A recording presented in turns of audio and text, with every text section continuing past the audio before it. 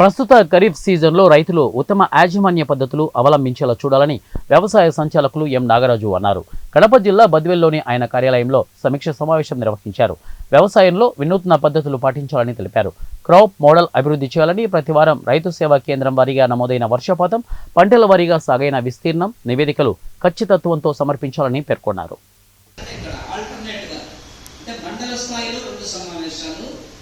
Divisional స్థాయిలో 2 సమావేశాలు ఖచ్చితంగా సమీక్ష, ట్రైనింగ్ కమ్ రివ్యూ ఉంటారు.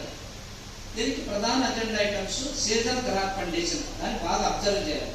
అంటే పంటల పరిస్థితి ఎలా ఉంది, ఏమి రకాలు, ఎంత విస్తీర్ణము, ఏ క్రాప్లు వేస్తున్నారు, ఎంత వేస్తారు, ఖరీఫ్లో నార్మల్ ఎంత, యాక్చువల్ ఎంత, ఇంకెంత ఎక్స్పెక్టేషన్ ఉంటుంది.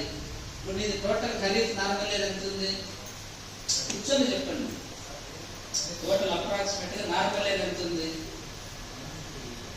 150 హెక్టార్స్ ఉంది. 150లో ఎంత పడవచ్చు?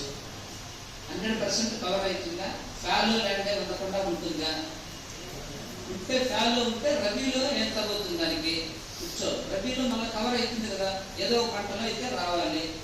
ఫ్యాలో అనేది ఉండకూడదు. ఇప్పుడు పొలం పిలుస్తుంది కూడా ప్రాపర్గా ప్లాన్ చేయండి. ఫ్యాలో ఏరియాస్ అంతా ఒక యాక్షన్ ప్లాన్ తయారు చేయమని చెప్పారు.